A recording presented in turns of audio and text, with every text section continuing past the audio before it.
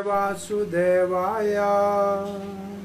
ओम नमो भगवते वासुदेवाय।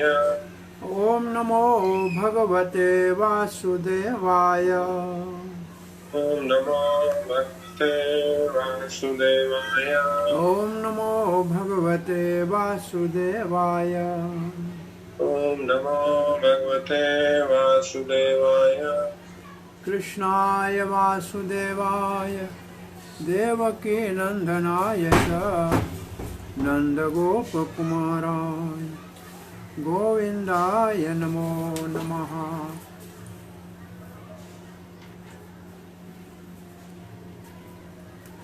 जय श्री कृष्ण चैतन्य प्रभु नित्यानंद श्री अद्वैत गदाधर शिवासादि गौर भक्त वृंद। हरे कृष्णा कृष्णा कृष्णा हरे हरे, हरे राम राम राम हरे हरे। प्रिय पंचशील भक्तवृंद, दामोदर दीक्षित फेसबुक के भाग्यशाली भक्तों, हम दामोदर अष्टक के श्लोकों का रसास्वादन करके और उसी लीला का श्रवण कर रहे हैं श्रीमद् भागवत से। 3 श्लोक तक हमने शनिवार को श्रवण किया था। आज 4थे श्लोक का रसास्वादन करेंगे। वरम देव मोक्षम न मोक्षम वधिं वा न चान्यवर्णे आम्बरेशदपीह इति ते इदं ते वपुनाथ गोपाल बालं सदा मे मनस्या आविरस्तां किमन्यहि।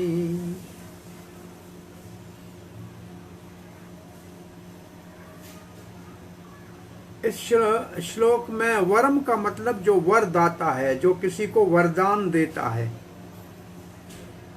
और जो देव शब्द है उसके 2 अर्थ लिखते हैं सनातन गोस्वामी पाद। 4थे और 5वें दोनों श्लोकों का एक ही भाव है कि प्रार्थना आगे बढ़ रही है और अपनी मन वांछित इच्छा को प्राप्त करना चाहता है भक्त। ये 4 और 5 श्लोकों का भाव है। देव का एक अर्थ है जो दिव्य है, जो दीपायमान है, जो प्रकाश, जिसके अंदर से प्रकाश निकला है, वो देव।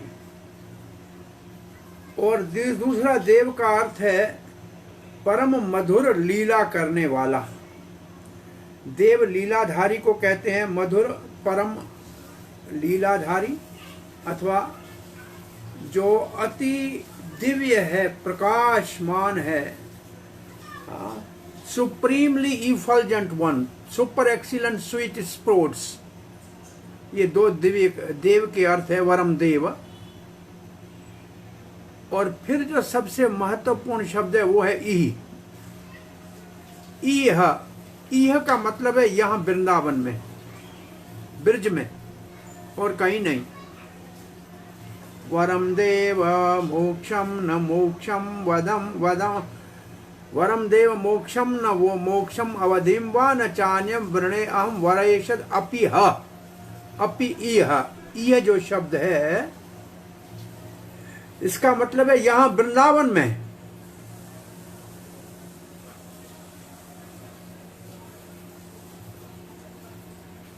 वरेशद का मतलब आप वर देंगे, लेकिन मेरे को वृंदावन में चाहिए।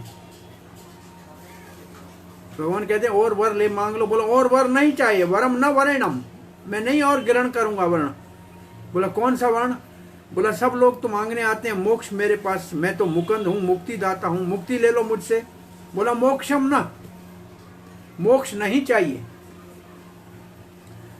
अब भक्ति रसामृत सिंधु में पढ़ते हैं, जब भाव भक्ति के स्तर पे भक्त पहुंचता है तो उसके लिए मोक्ष बहुत तुच्छ हो जाता है। मोक्ष लघुता कृत कहते हैं। मोक्ष की कोई महिमा नहीं रहती है। 4 पुरुषार्थ जो हैं, धर्म अर्थ काम और मोक्ष, मुझे मोक्ष नहीं चाहिए। मोक्ष की कोई महिमा नहीं है। यहाँ वृंदावन में मुझे मोक्ष नहीं चाहिए। कौन सा मोक्ष? बोला जो ज्ञानी चाहते हैं ब्रह्म में लीन होने वाला, वो मुझे नहीं चाहिए। तो मोक्ष की अवधि, इसका मतलब मोक्ष से भी ऊपर का स्थान कौन सा? बोला वैकुंठ में, जहाँ सालोक्य, सारूप्य, सामीप्य, सारेष्टि मुक्ति मिलती है और बहुत घनीभूत आनंद की अनुभूति होती है। तो वो ले लो, नहीं चाहिए मुझे। मोक्ष भी नहीं चाहिए, ब्रह्म में लीन होने वाला नहीं चाहिए, न वैकुंठ का मोक्ष चाहिए। तो उससे और कुछ अन्य सनातन गोस्वामी का अर्थ कहते हैं। अन्य का अर्थ है साधन भक्ति के, श्रवण कीर्तन आदि जो 9 भक्ति है, वो भी साधन भक्ति, क्योंकि भाव भक्ति पे तो पहले ही है। तो बोला उसकी भी आवश्यकता नहीं है। क्यों? बोला ब्रज में है, भाव भक्ति में है, तो मुझे ये भी नहीं चाहिए। इन साधनों से जो प्राप्त होता है वो मुझे नहीं चाहिए। अगर आप ये देना भी चाहते हो, मुझे तो वृंदावन में चाहिए और कहीं कुछ चाहिए नहीं, कुछ और मांगता नहीं हूं और कहीं जाना नहीं है। तो वृंदावन चाहिए और कुछ नहीं चाहिए। ये मतलब वृंदावन के सामने इन सब की कोई महिमा नहीं है। तो ये ई शब्द पूरे श्लोक के साथ लगेगा कि मुझे वृंदावन चाहिए, ना मुझे मोक्ष चाहिए। मुझे वृंदावन चाहिए, ना मुझे वो वैकुंठ नहीं चाहिए। मुझे वृंदावन चाहिए, मुझे साधन के कोई जो 9 तरीके हैं वो भी नहीं चाहिए।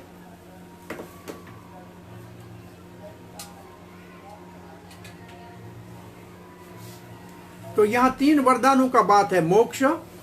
मोक्ष अवधि, मतलब मोक्ष की सबसे उत्तम गति, और तीसरा है अन्य। तो अन्य है ऊपर चढ़ने के लिए सीढ़ी जो है भक्ति की, वो। और इसका अर्थ है एक से एक ऊपर है। इसका अर्थ है मोक्ष जो ब्रह्मलीन है उससे वैकुंठ ऊपर है। और ये तो सनातन गोस्वामी पाद ने ब्रज भागवत अमृत में लिखा है, उत्तरखंड में विशेष रूप से। और वैकुंठ से ऊपर 9 प्रकार की भक्ति है श्रवण वाली, वहां वैकुंठ में जा सकते हैं। ये 3 स्कंद के 15वें अध्याय के 49 श्लोक में लिखा है। 4 कुमार सनक आदि जय विजय को जब शराप दे रहे हैं, तब भगवान विष्णु वहां प्रकट होते हैं।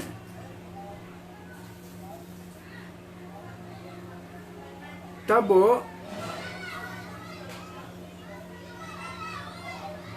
कहते हैं भले हमको नरक में जाना पड़े, लेकिन आपके कीर्तन को सुनने का सौभाग्य में हमको प्राप्त हो। इन शब्दों से यह ध्वनित होता है कि 9 प्रकार की भक्ति जो श्रवण से है, वो नरक में भी कोई कर सकता है।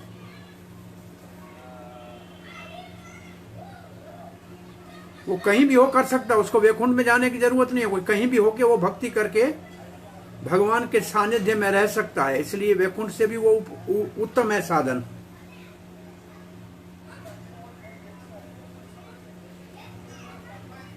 तो फिर कौन सा वर मांगना चाहता है भक्त?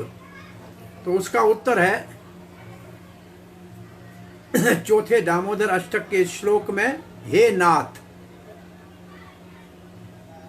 ईय इदम ते वपु गोपाल बालम।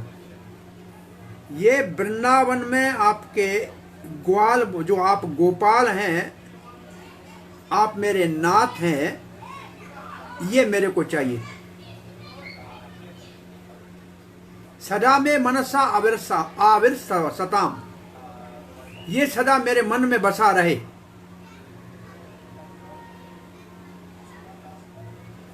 ये मेरे मन में बसेगा। आपके सुंदर मनोहर रूप का ध्यान करने से मन में ये प्रकट हो जाए तो साक्षात आपके आंखों से दर्शन के समान है। ये प्राप्त हो जाए तो ये तीनों वर नहीं चाहिए। इनके ये तीनों वरों को छोड़ के नाथ से भाव है सेवक का। आप स्वामी हैं, मैं सेवक हूं, आप मेरे मन में। गोपाल शब्द कहने का अर्थ है स्वयं भगवान में रुचि है।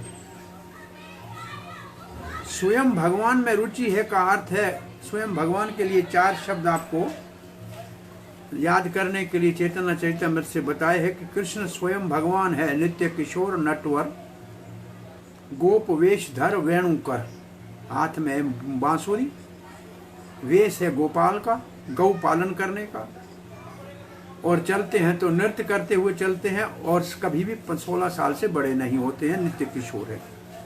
ये वृंदावन में जो गोपाल है ये मेरे नाथ बन जाए, मैं उसका सेवक बन जाऊं, और ब्रज में मैं जहां भी हूं मेरे मन में ये बसा रहे, बस यही वरदान मुझे चाहिए, और वो 3 चीजें की मुझे आवश्यकता नहीं।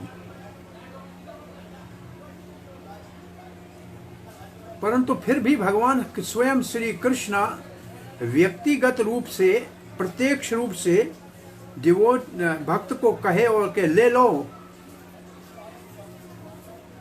ये 3 वरदान तो बड़े महान हैं।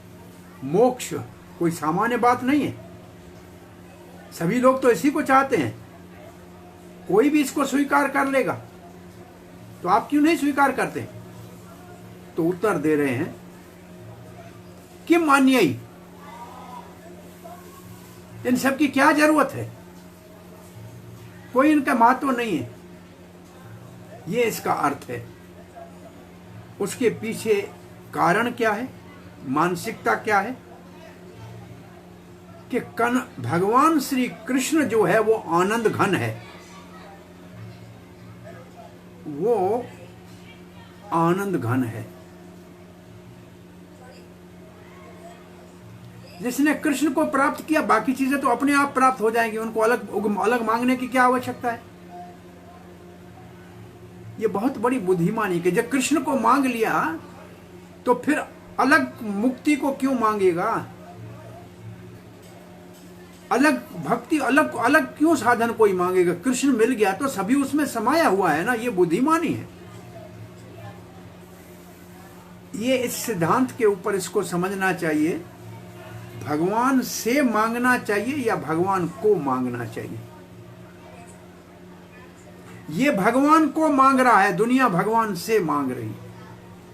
मुक्ति भगवान से मांग रहे हैं, वैकुंठ भगवान से मांग रहे हैं, भक्ति भगवान से मांग रहे हैं, परंतु ये तो सीधा भगवान को मांग रहा है।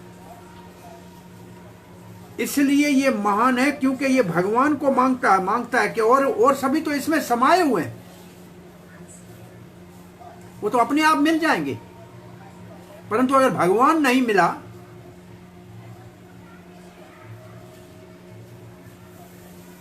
तो और अन्य चीजें मिल भी जाएं तो भी विशेष रूप से संतुष्टि नहीं होगी, चिंता बनी रहेगी।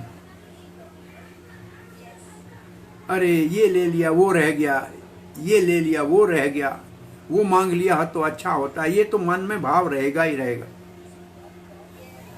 पर भगवान मिल गया तो फिर तो उससे ऊपर कुछ है नहीं, इसलिए कोई चिंता रहेगी नहीं। मानो किसी को मोक्ष मिला ब्रह्म का, करे वो वैकुंठ मिला होता तो अच्छा, वैकुंठ मिल गया नहीं, वो मिला होता तो अच्छा था, उसको वो मिल गया, मेरे को ये चिंता तो बनी रहेगी। इसलिए सीधा भगवान को ही मांग लो, फिर उससे ऊपर कुछ है ही नहीं। इसलिए ये सारे ही अन्य वरदान बेकार हैं कि मान्य ही, क्या उनका लाभ है? ये मानसिकता है, ये मनोवृत्ति है भक्त की। दूसरा इसका भाव सनातन गोस्वामी पाद कहते हैं ये है कि मान्य का एक और अर्थ भी निकलता है। भगवान फिर पूछ सकते हैं, कोई बात नहीं, आप वरदान नहीं चाहते हैं, आप मुक्ति भी नहीं चाहते हैं, तो क्या आप साक्षात मेरे से बात करना चाहते हैं, मेरा दर्शन करना चाहते हैं, मुझे देखना चाहते हैं, या मुझसे बात करना चाहते हैं? चतुर्भुज रूप में मैं नारायण हूं, सबके लिए पूजनीय हूं, नारायण में सब ऐश्वर्यमय मूर्तियां हैं नारायण की, वो चाहिए? तो उसके उत्तर में कहते हैं कि मान्य ही, वो भी सब नहीं चाहिए मुझे, और कुछ नहीं चाहिए। तो इसके पीछे मनोभाव क्या है? हमें तो आपका गोपाल का ये जो ब्रज में गैया चराते हुए जो गोपाल का भाव है, ये गोपाल चाहिए और कुछ नहीं चाहिए, नारायण नहीं चाहिए। उसको आदर है, नमस्कार है, प्रणाम है, परंतु चाहिए गोपाल। और वो गोपाल वो गोकुले भ्राजमानम, जो गोकुल में प्रकाशमान हो रहा है, वो मेरे हृदय में सदा बसे, तो मैं बहुत अति आनंदित हो जाऊंगा। उससे कम कोई चीज मुझे संतुष्ट नहीं कर सकती। ये है मनोभाव, और कुछ भी मुझे संतुष्ट नहीं कर सकता। ये आपका सुंदर गोपाल का जो मनोहर सच्चिदानंद विग्रह है, ये ही मुझे संतुष्ट कर सकता है। अंतर दर्शन का मतलब मन में दर्शन की अन्य महिमा। ये कहते हैं हृदय में अगर भगवान का दर्शन हो जाए तो बृहद भागवत अमृत के उत्तरखंड में सनातन गोस्वामी लिखते हैं, पिपलायन ऋषि को ऐसे हुआ तपलोक में। उन्होंने यहां इसका बड़ा विस्तार किया है, वो अलग पढ़ना पड़ेगा।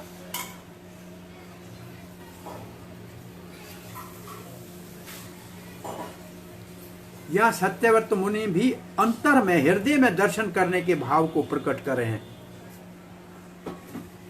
यहाँ इस श्लोक के भाव को पूर्णाहुति पे पहुंचाते हैं।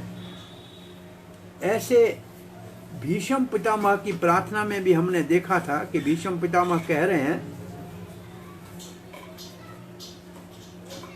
साक्षात श्री कृष्ण आप सामने खड़े हैं, आप तो चले जाएंगे, परंतु मेरे हृदय में जो बस गए हैं उसको तो कभी मैं जाने नहीं दूंगा। और ऐसे बिल्व मंगल ठाकुर भी जब आंखें नहीं है और भगवान ने लाकुटी पकड़ के वृंदावन में आए और जब छोड़ के जाने लगे, तो बड़ा बल है, आपको हाथ छुड़ा के जा सकते हो, परंतु मेरे हृदय से निकल के तो दिखाओ। तो ये मन में भगवान का प्रकट्य अथवा मन में भगवान को धारण करना और उसका दर्शन करना, ये भक्त के लिए इस श्लोक के आधार पे बहुत मुख्य साधन है। अब हम आगे बढ़ रहे हैं। जो कल हमने भागवत में, मैं समझता हूँ ये 6 संजात को, ये तो हमने कर दिया था श्लोक। उतार्य गोपी सुश्रुत्यं पयः पुनः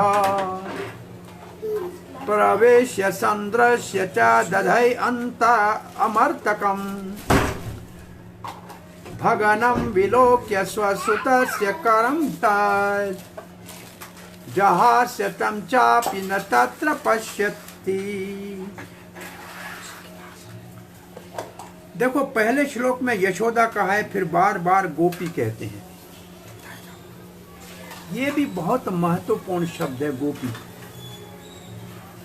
इस गोपी का एक अर्थ है जो गायों का पालन करे। एक गो इंद्रियों को कहते हैं जिससे वो भगवान का साक्षात आंख से दर्शन का रसास्वादन करे, कान से बांसुरी को सुने, हाथ से कृष्ण का स्पर्श करें, मतलब अपनी इंद्रियों से कृष्ण का रसास्वादन करें। तीसरा गोप का अर्थ है गोपनीय रखना। भगवान श्री कृष्ण मथुरा से द्वारका आए क्यों थे? कंस से छुप के रहने के लिए। तो कंस से छुप के रहने में गोपियों ने बहुत बड़ी सहायता की। कृष्ण की भगवता को तो कभी प्रकट होने ही नहीं दिया।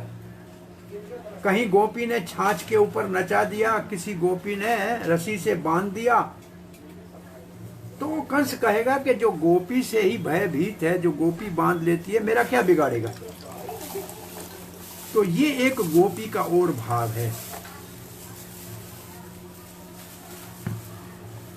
उतार्य गोपी, यशोदा ने जाके दूध जो ऊपर उबल रहा था उसको उतार के नीचे रखा।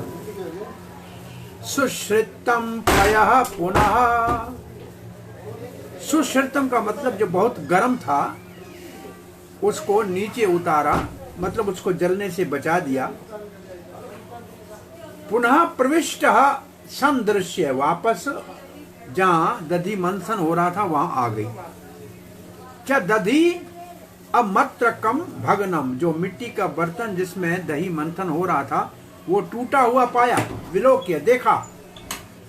स्वच्छुत से कर्म, समझ गई कि मेरे बेटे का काम है। ये शरारत तो कन्हैया ने की है। और फिर लिखा है जहास्तम चापी न तत्र पश्यति, जहां पी मुस्कुराई कि बड़ा शरारती हो गया, घर के सामने बर्तन तोड़ना शुरू किया है, थोड़ी बात के लिए नीचे रखा, इतना बड़ा मिट्टी का मटका फोड़ दिया। अपने घर के बर्तनों की रक्षा करते हैं बच्चे, ये तोड़ना शुरू कर दिया। तो मुस्कुराया, परंतु अपने पुत्र को वहां नहीं पाया।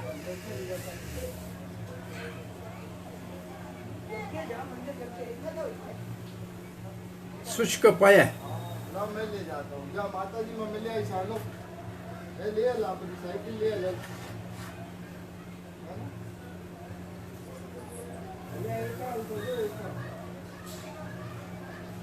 चक्रवर्ती पास लिखते हैं कि मट को मुंह को देखा तो यशोदा अपने नाक को हाथ लगाए कहते राम ऐसा बच्चा हो गया, ऐसे करके हंसने लगी, बड़ा शरारती है। कहते हैं अपने नाक को उंगली लगाकर और ऐसे हंसने लगी। और सनातन गोस्वामी लिखते हैं जो दूध पक चुका था, सुश्रुतम का मतलब पका हुआ दूध, और वापस आई तो मटका टूटा हुआ देखा। और ये देखा कि जो मटके में छेद किया गया है वो बहुत ही कुशलता से किया है, बहुत बड़ा स्किलफुली किया हुआ है। इससे लगता है कोई क्रोध में होगा तो कहीं से भी लात मार के तोड़ सकता है, ये तो बड़ी बुद्धिमानी से तोड़ा है। वहां नहीं था तो यशोदा हंसने लगी कि कितना चंचल है, और बर्तन तोड़ने में कितनी होशियारी की, आवाज भी नहीं हुआ।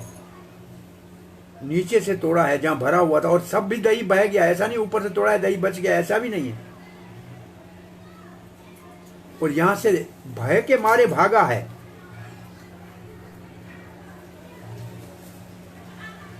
क्योंकि दूसरे कमरे से उनके पांव में जो पायल है कृष्ण के, उसका आवाज आ रहा था।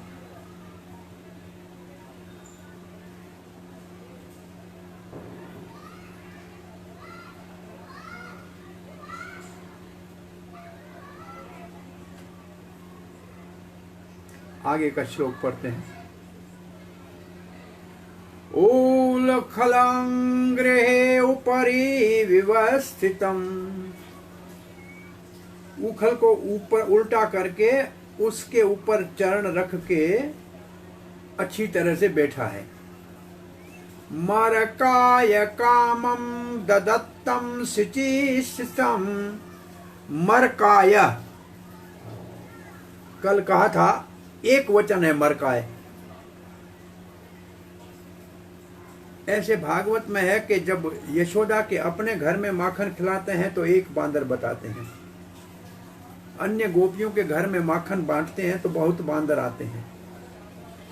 तो एक महात्मा का कहना है कि एक वानर हनुमान जी का सूचक है, तो उसको मक्खन खिला रहे हैं। मरकाय कामम ददत्तम सिचिसितम, उस एक वानर को उसकी संतुष्टि के अनुसार वो ऊपर जो मक्खन था छीके में उससे उतार के खिला रहा है। हयंगवम चौर्यम विशंकितेक्षम विशंकिते क्षणम।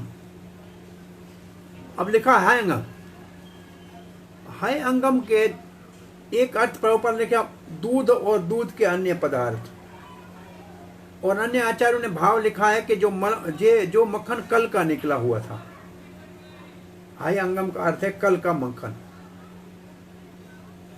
चोरी अभिषिक्तंता, क्योंकि चोरी कर रहा था, बंदर को खिला रहा था, कौवे आए थे उनको फेंक रहा था, तो क्योंकि चोरी करके खिला रहा था इधर, इसलिए इधर उधर देख रहा था। विशंकित का मतलब चोरी के कारण बड़ी सावधानी से देख रहा था, कोई आ तो नहीं रहा है। ईक्षणम, आंखें इधर उधर मटका के देख रहा था भय के कारण। निरीक्ष पश्चात सुतम आगम स्नायी, देखा के बैठा है मेरा बेटा, और यशोदा धीरे से पीछे आ रही है, इसको उसने देख लिया। उस समय कृष्ण ऊपर उल्टा करके उखल उसके ऊपर बैठे हुए थे, और दही और दूध के अन्य पदार्थ जो है वो वानर को खिला रहे थे, जैसे उनकी इच्छा है वैसे खिला रहे थे। क्योंकि चोरी कर रहे थे इसलिए इधर उधर चिंता से देख रहे थे कि कोई आ न जाए, मैया कहीं डांट न दे। और माता यशोदा ने देख लिया कृष्ण को दूसरे कमरे में मक्खन को ऐसे चोरी करके बांधते हुए, वो बड़ी सावधानी से पीछे से आई। कमरे तक कैसे पहुंची, विश्वनाथ चक्रवर्ती ठाकुर लिखते हैं, जो मटका फूटा था उसके दही जो बिखरा था, आधा मंथन किया हुआ, उसके ऊपर भगवान के चरण के चिन्ह पड़े थे, उसी के ऊपर से दौड़ के गए थे।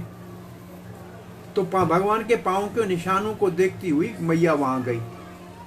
बोला और कैसे पता लगा? बोला उनके जो पांव में छोटे छोटे पायल के छोटे छोटे जो झुंझुने थे, उनका आवाज आ रहा था घुंघरू का, और ये दूसरे कमरे से आ रहा। तो यशोदा समझ गई कि वहां है, और वो कमरा वो था जिसमें मक्खन रखा होता है, समझ गया मक्खन वाले कमरे में है। और ये निर्णय करके फिर वो हंसने लगी, और कुछ क्षण के बाद उन्होंने सोचा कि मैं कमरे में जाके देखूं क्या कर रहा है।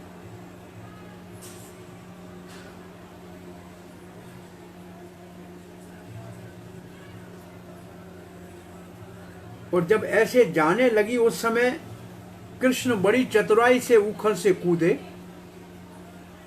और पीछे के दरवाजे से वो आंगन में चले गए।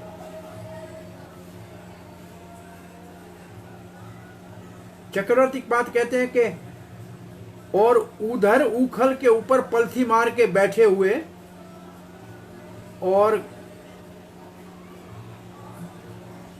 कौओं को और पशुओं को मक्खन खिला रहे थे। इस बात का ये श्लोक वर्णन कर रहा है। पहले तो छीके से मक्खन का बर्तन उतारा, फिर बाहर लाके बैठे कि कहीं माता मुझे मारे ना, क्योंकि चोरी किया है मैंने मक्खन का ये पूरा मटका।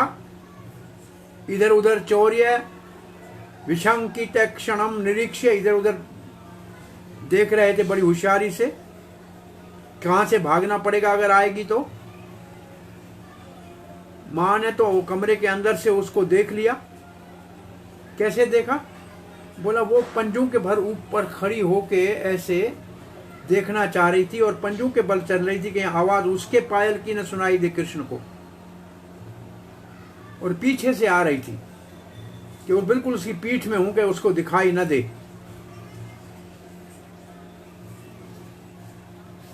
वो पकड़ना चाहती थी।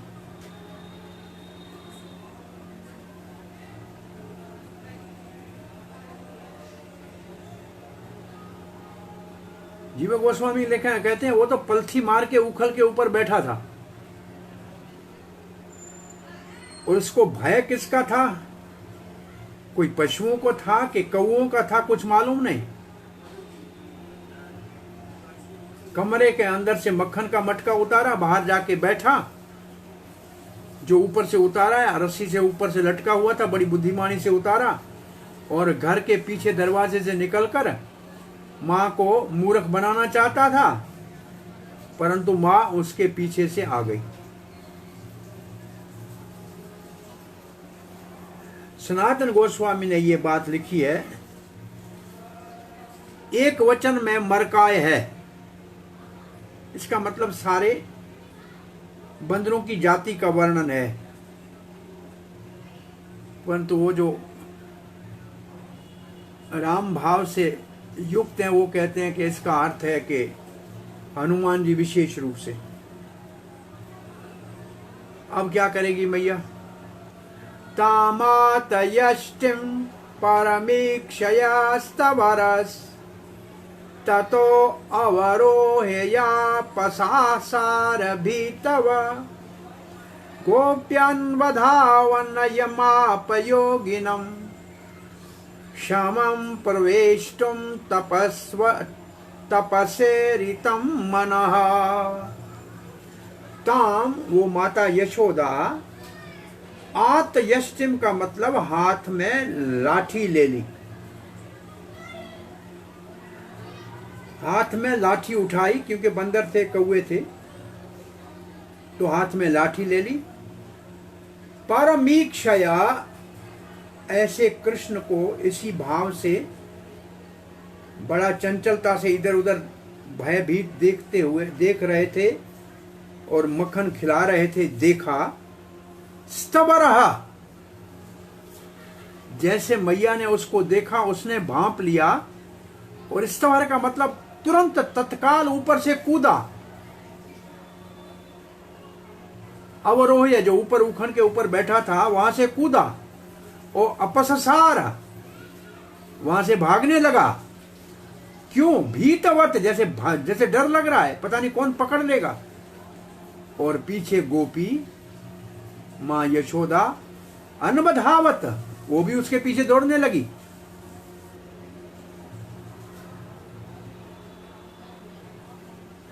सुखदेव गोस्वामी कहते हैं, क्या इस गोपी का कार्य तो देखो, उसको पकड़ने जा रही है जो बड़े बड़े योगी बहुत बड़ी तपस्या के बाद ब्रह्म और परमात्मा की अनुभूति करने का अभ्यास करते हैं, तो भी उनको थोड़ी देर के लिए अपने मन में टिका नहीं सकते, अपने मन में ध्यान से टिका नहीं सकते। और उसी साक्षात ब्रह्म और परमात्मा के स्रोत श्री कृष्ण को ये गोपी पीछे से पकड़ने जा रही है। जो योगियों की तपस्या से थोड़ी देर के लिए हृदय में दर्शन नहीं देता, टिकता नहीं है, उसको पकड़ने जा रही है। क्या बात है, कितना बड़ा ये सौभाग्य है इस गोपी का।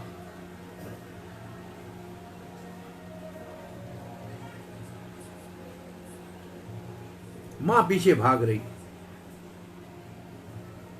ये बहुत बड़ी बात है। कोई भगवान के पीछे भागेगा तो भगवान को पाएगा ही। श्रील प्रभुपाद लिखते हैं, योगी जो है भगवान को हृदय में थोड़ी देर के लिए बड़ी तपस्या करके परमात्मा के रूप में जो कृष्ण का एक विस्तार है वो ध्यान में समाधि में देखना चाहते हैं, परंतु वो टिकता नहीं है हृदय में, समाधि खुल जाती है। पर यहाँ तो साक्षात यशोदा कृष्ण स्वयं भगवान को पकड़ने के लिए पीछे दौड़ रही। ये है भक्त में और योगी में अंतर। योगी भगवान श्री कृष्ण को तक नहीं पहुंच सकता, परंतु भक्त प्रेम से यशोदा की तरह उसको अपने प्रेम से पकड़ लेता है। कुंती महारानी ने इसका उल्लेख भागवत के 1:8-31 में किया है। इस दिवाली को कुंती महारानी गोकुल में आई हुई थी। भय भावनया स्थितस्या भगवान श्री कृष्ण यशोदा के भय से भाग रहा था, और योगी भगवान से भयभीत होते हैं और भगवान यशोदा से भयभीत होता है। कितना बड़ा आश्चर्य है। दुनिया भगवान से डरती है और भगवान भक्त से डर रहा है, मैया से डर रहा है। और वो स्त्री है एक यशोदा, उससे त्रिलोकीनाथ भगवान डर के हुए भाग रहे हैं। ये इस श्लोक का भाव है। लाठी क्यों हाथ में उठाई थी? क्रूर तो है ना यशोदा, तो बड़ी कोमल हृदय वाली है। बोला बच्चे को अंदर भय पैदा करने के लिए कि ऐसे रोज घर के बर्तन न फोड़े। भीत मत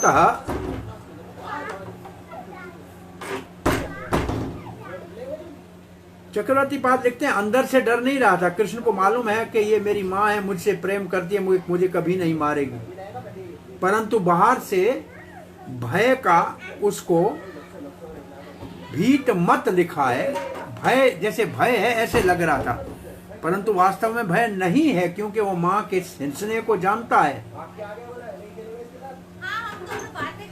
या जैसे भयभीत कोई भागता है ऐसे भागने लगा।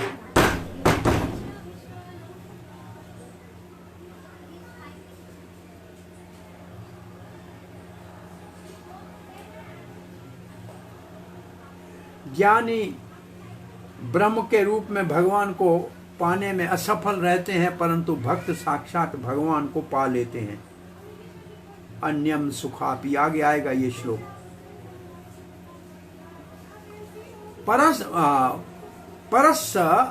परसमीक्षय, तो भगवान ने बहुत चतुराई से मां को देख लिया कि आ रही है पीछे से, लाठी हाथ में है और उनके हाथ में लाठी है, ये भी देख लिया और ये जानता है ये असंभव है कि मां कभी मुझे लाठी मारेगी। अभी तो 3.5 साल का हुआ, आज तक तो कभी मारा नहीं, अब क्या मारेगी, क्योंकि पहले कभी ऐसे नहीं देखा था। तो श्री कृष्ण ने बहुत चतुराई से सारे वातावरण का जो है वो जायजा लिया, उसका निरीक्षण किया और फिर देखा कि नहीं, इस वक्त भागना ही अच्छा है। अपनी मां को मूर्ख बनाने के लिए आंगन के दरवाजे के बाहर की तरफ भागा। बोला उस तरफ क्यों भागा? क्योंकि वो जगह है जहां 2 अर्जुन के वृक्ष, जो यमल अर्जुन वृक्ष है ना, वहां बहुत से लोग रोज आते हैं, उनकी पूजा करते हैं। वो बहुत पर्जन्य महाराज नंद बाबा के पिता के समय से यहाँ है और ब्रजवासियों की बहुत सेवा करते हैं। लोग उसके नीचे आके बैठते हैं, उसकी पूजा करते हैं, तो वहां बहुत लोग होते हैं। वो दिख रहा था कि भयभीत है, उसको भय कोई नहीं था, वो भय का दिखावा हो रहा था। जैसे दूसरे भयभीत होते हैं ऐसे दिखाने का लीला में भगवान प्राकृत रूप से कर रहे थे, परंतु अंदर से वो जानते थे कि मैया मुझसे बहुत स्नेह करती है, मुझे मारेगी नहीं लाठी से, इसको निश्चय था।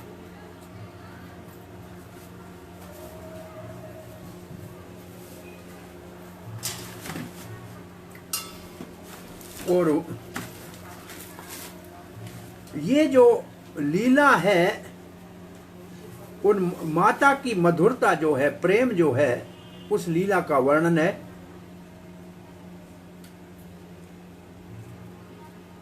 क्योंकि आज कोई था नहीं बाहर, सभी दिवाली के लिए घर में थे। कृष्ण ने समझा बाहर लोग होगा, मैया गेट के बाहर आएगी नहीं और मैं बाहर भाग जाऊंगा, परंतु मैया देखा कि बाहर कोई भी नहीं है और वो पीछे भागने लगी। अब ये श्लोक आगे आएगा, परंतु यहां जीव गोस्वामी ने दिया है,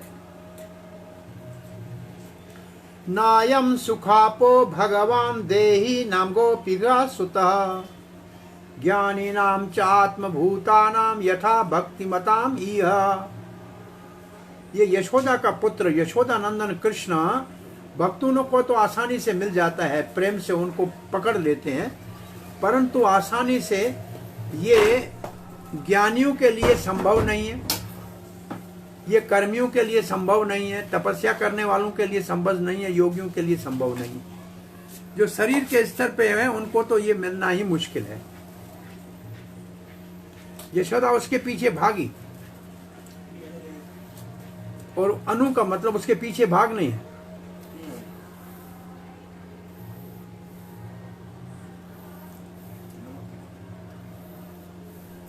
उसके पीछे मैया जा रही है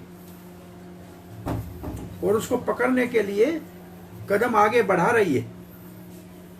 यहां तक कि कितनी सौभाग्यशाली है, वो तो उनके गोद में सोता है। आज उसके पीछे यशोदा भाग रही है, ये उनका सौभाग्य है। क्या है ये समझना बहुत मुश्किल है, बड़े बड़े योगी नहीं समझ सकते हैं।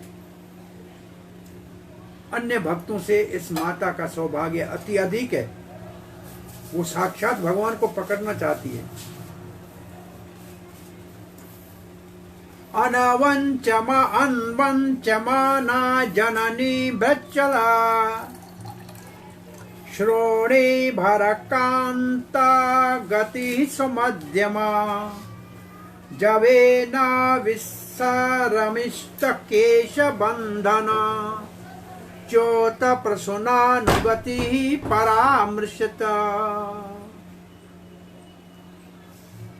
अनवंचमाना जननी, भगवान को जन्म देने वाली मैया यशोदा बहुत तेजी से कृष्ण के पीछे भागने का प्रयास कर रही थी, परंतु सुखदेव गोस्वामी कृष्ण के पक्ष में हो गए कि कृष्ण है छोटा बच्चा, दौड़ के चला जाएगा। और मैया का वृक्षला श्रुणी भरा करांत गति। और माता जी यशोदा जो थी, उनके वक्षस्थल के ऊपर स्तन बहुत भारी थे, नितंब बहुत भारी थे, तो उसको ये दोनों तेज दौड़ने में रुकावट डाल रहे थे। और परिषद सुखदेव का भाव है, अच्छा है माता जी दौड़ नहीं पाएगी तो लाला भाग जाएगा। वो सुखदेव गोस्वामी कृष्ण के पक्ष में यशोदा के दौड़ने में जो रुकावट है, उनके वक्षस्थल भारी स्तन और सुमध्यमा, जो कमर जिनकी बहुत पतली है, जो तेज दौड़ने का प्रयास कर रही है, विसरंशित केश बंधा। और जो माता जी के जूड़े में बाल, पहले तो फूल बहुत छुड़े नीचे जड़ गए थे जब कर रही थी मंथन, कुछ जो बचे हुए थे वो अब तो जूड़ा ही खुल गया, इसलिए सारे च्युत परशुना अनुगति ही। वो पुष्प माता के पीछे दौड़ते गिरते जा रहे थे रास्ते में, कहते थे कि हम भक्त के सर के ऊपर बैठने के अधिकारी नहीं है, भक्त के चरणों के पीछे चलेंगे तो कृष्ण का दर्शन हो जाएगा। और परामृशत,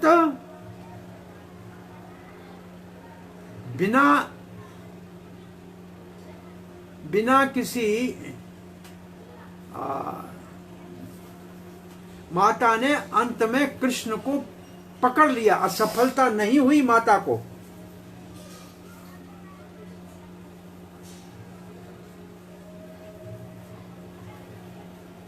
अभी भी वही बात है कि योगी जिस भगवान को नहीं पकड़ रहा, चाह रहे, बड़ी तपस्या से नहीं पकड़ सकते हैं। यशोदा दौड़ने में भले कितना भी प्रयास हो रहा था, परंतु कृष्ण को पकड़ लिया। फिर भी प्रभुपाद लिखते हैं, योगी और भक्त में यही अंतर है। योगी ब्रह्म ज्योति में, हाँ,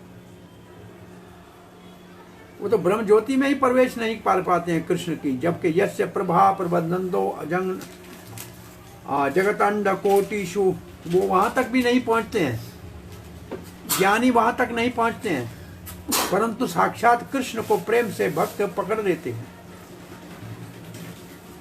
ये माता यशोदा की महिमा है। प्रभुपाद भक्त ही भगवान को जान सकते, भक्त्या माम अभिजानाति।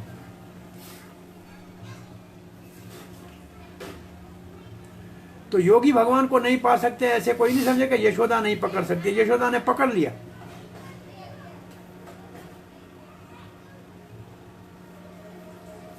माता ने उसको पकड़ लिया।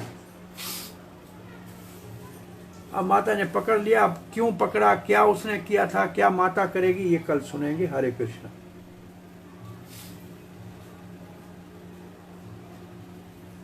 हरे कृष्णा कृष्णा कृष्णा हरे हरे, हरे राम राम राम हरे हरे। कोई प्रश्न जिज्ञासा है? हरे कृष्ण प्रभु जी, एक चीज पूछना चाह रहे थे। आपने जैसे 2-3 श्लोक पहले हम सुन रहे थे कि मुझे वृंदावन चाहिए, ये वो स्पेसिफाई कर रहे हैं, और उसके साथ फिर आपने बताया कि साधना के 9 मीन्स नहीं चाहिए, लेकिन वैकुंठ से ऊपर जो 9 टाइप की भक्ति है जो श्रवण से है, ये दो अलग हैं क्या, जो रेफरेंस है 9 तरह की? जो वो क्या 3 स्तर लिखे सनातन गोस्वामी। एक तो सामान्य मोक्ष जो है वो है ब्रह्म में लीन होने वाला, ये तो ज्ञानी योगियों का है, वो तो चाहिए ही नहीं। इससे ऊपर का है वैकुंठ का, वो भी नहीं चाहिए। उससे ऊपर है नवदा भक्ति, जिससे कम से कम भगवान का प्रेम प्रकट होता है, परंतु और किसी जगह पे वैकुंठ आदि में जाना पड़ जाए वैदिक साधन भक्ति से, वो भी नहीं चाहिए। हमें तो वो भक्ति चाहिए जो ब्रज के गोपाल की हो, और किसी रूप की भी नहीं चाहिए, और किसी साधन के द्वारा जो प्राप्त होती हो वो भी नहीं चाहिए। वास्तव में इनका भाव पहले दास्य भाव है नाथ से, और आगे चल के फिर और भाव इसका बढ़ेगा। लेकिन ये वैसे लिखा है कि ये 9 भक्ति के साधन भक्ति के अंग हैं, परंतु भाव के बाद भी इनमें जो अनुकूल अंग होते हैं श्रवण आदि, उन भगवान की कथाओं का श्रवण करना जो हमारे भाव के अनुकूल हैं। जैसे कोई सखा भाव में है तो गोपों के साथ भगवान की गौचारण लीला का श्रवण करना चाहिए, या कोई माधुर्य भाव का है तो राधा कृष्ण की उपासना करनी पड़ चाहिए, और गोपियों के संग में भगवान की जो लीलाएं हैं उनका श्रवण करना चाहिए। परंतु सारे अंग जो है वो आवश्यक नहीं रहते हैं। वो भी साधन भक्ति की भी जरूरत नहीं है, जिससे कहीं हमको बाहर की कोई प्राप्ति हो। वृंदावन का कृष्ण चाहिए और कुछ नहीं चाहिए। ये सनातन गोस्वामी ने ये 3 लिखा है। 3 वर एक दूसरे से ऊपर है, परंतु ये 3 नहीं चाहिए, कृष्ण चाहिए। और फिर ये जब लिखते हैं कि कृष्ण मिलेगा तो वो तीनों इसी के अंदर समाये हुए हैं, इसके लिए उनको आगे अलग मांग के फिर ये पश्चाताप हो कि वो नहीं मिला, ये नहीं मिला, इसलिए कृष्ण को ही मांग लेना चाहिए। सिद्धांत ये है। पर 9 भक्ति क्यों लिखी है? साधन भक्ति के 9 अंग है जो सब आचार्यों ने स्वीकार किए हैं, परंतु यहाँ लिखा है सनातन गोस्वामी ने, उसके लिए उदाहरण दिया है। वो इसके अपेंडिक्स में लिखा है, मैं तो देखा नहीं अभी। ब्रज भागवत अमृत में इसका थोड़ा और विश्लेषण से वर्णन किया है उन्होंने, कि ये एक से दूसरा ऊपर क्यों है। ये ब्रज भागवत अमृत में इसका वर्णन है। जी जी। हरे कृष्ण। हरे कृष्ण।